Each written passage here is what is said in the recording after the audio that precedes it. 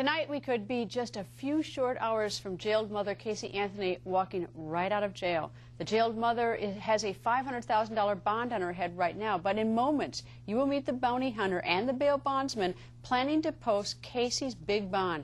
Casey's been behind bars since July 16th, the only person of interest in her daughter Kaylee's disappearance. Leonard and Tony Padilla are headed to Orlando, Florida this weekend and plan to have Casey out of jail as early as next week. The question is why? Joining us live is Leonard Padilla, and on the phone, his nephew, Tony Padilla. Leonard, let me go first to you. You want her out of jail? I think she'd be a lot easier to deal with and possibly supply information that would be more helpful than having her, in that 7 by 12 foot cell. I got to believe that it hasn't worked for 30 days, so let's try something different. Well, why do you care? You live in California. She's locked up in Florida. There are a lot of bail bondsmen between California and Florida. Why you? Well, as I explained to him, I'm not a bail agent, I'm a bounty hunter. And I explained to my nephew that sometimes, these impossible tasks take a one-sided situation. Nobody, I believe, is looking for her as if she is alive.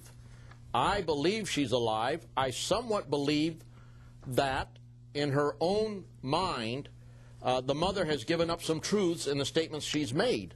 I'm not saying the police department doesn't know what they're doing. I'm just saying let's look at it from out-of-the-box type thinking that maybe there's a lot of truth in, or some truth in what she has said. And there is a lady out there by the name of Zenaida, and she did turn the baby over to her, and God only knows what Zenaida decided to do once she had the baby. I mean, she's a cute little girl, and a 3-year-old would fetch a pretty penny on some markets in this world.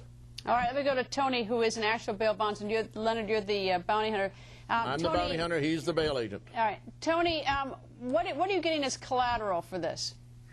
Basically, the financial terms of this there's nothing financially that we're involved with or anything. We're just basically getting her out. And the most important thing here is the result of getting Kaylee back home or finding out exactly what's going on in the case. And that's Leonard has a very unique way of doing things like this, and I think Leonard's the right man for the job, and I trust all my confidence. Tony, yeah. Someone's got to write a check for $50,000, right? No, that's not. $500,000. No one. How much is it? What's it going to take to get her out? It's going to cost. Basically, I'm putting up $500,000 to get her out. All right, so you're pulling the full freedom. She'd have to pay. Typically, she'd have to pay you 10% of the $500, right? The $50,000. That's correct. All right, now, so you have nothing. You're not asking for $50,000 being put up. Basically, we're paying for the bond costs and everything like that, and flying out there all on our own money.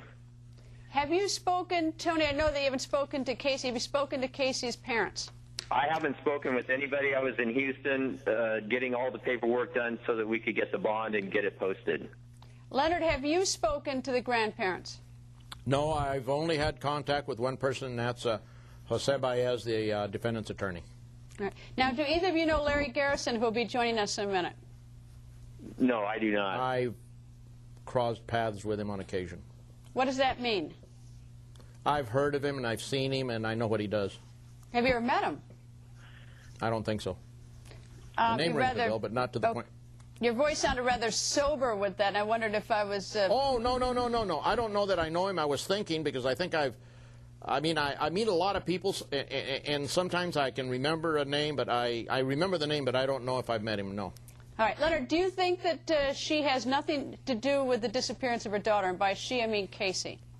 Well, I think she has this much, and that is she entrusted somebody with her child, and then I think she was out there trying to get her child back and didn't say anything to people, and I believe it when she says that she was threatened. You go to the cops. Why do you believe that? I mean, like, I tell you, you're the one. I mean, there aren't a lot of people who do think that. I mean, because most people would expect that the mother with a missing child would be talking and cooperating and helping the police. That's not happening according to the sheriff's office. No, I've seen situations where people don't contact the police because they're told, you contact the police and we're going to kill your child. And they don't. They just don't.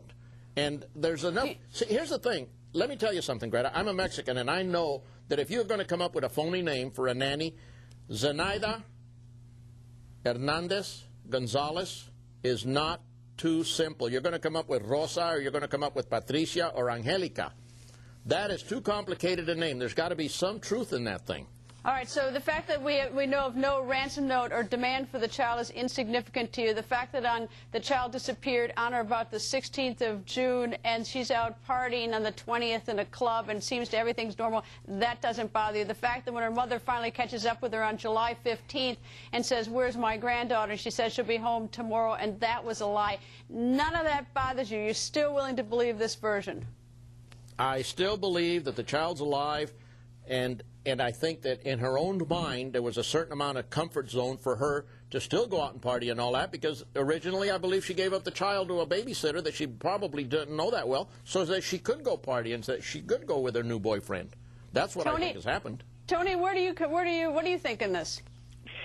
You know, Greta, basically I'm the bail agent posting the bond.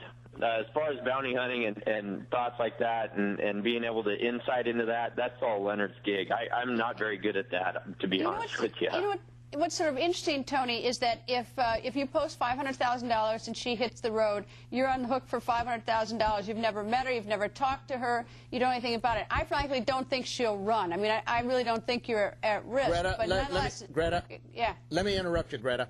The court has ordered electronic monitoring 24/7 for her. She can't leave the residence. It has to be hooked up through the phone. She cannot leave. I don't think she's. I don't think she's going to run either. You and I are on the same page. And I have 24/7 people with me that are going back there besides me and Tony that are going to be 24/7 with her. We're not letting her out of our eyesight.